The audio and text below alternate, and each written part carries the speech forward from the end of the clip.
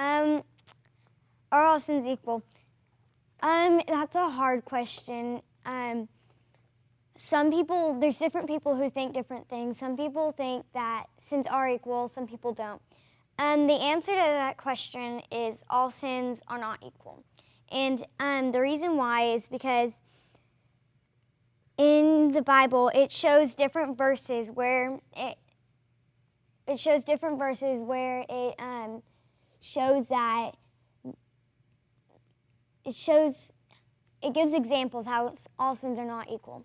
One example is in the Bible, Christ tells Pilate that Jewish leaders have committed a worse sin than him, saying, "He has handed me over to you, has committed greater sin."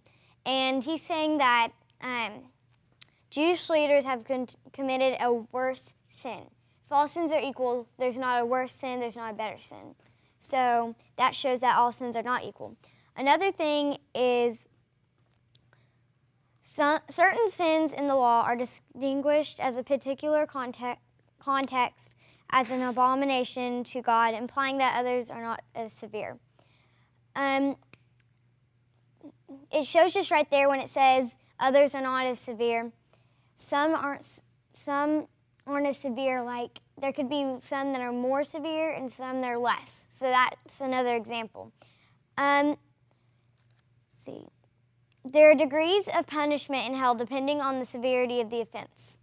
If there are degrees in punishment in hell, then that would mean that all sin is not equal. If there's degrees, then all sins are not going to be equal.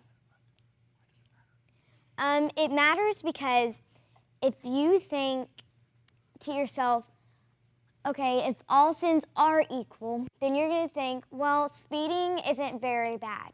Speeding is, it's just against the law, and it's still sin, but it's not that bad of a sin.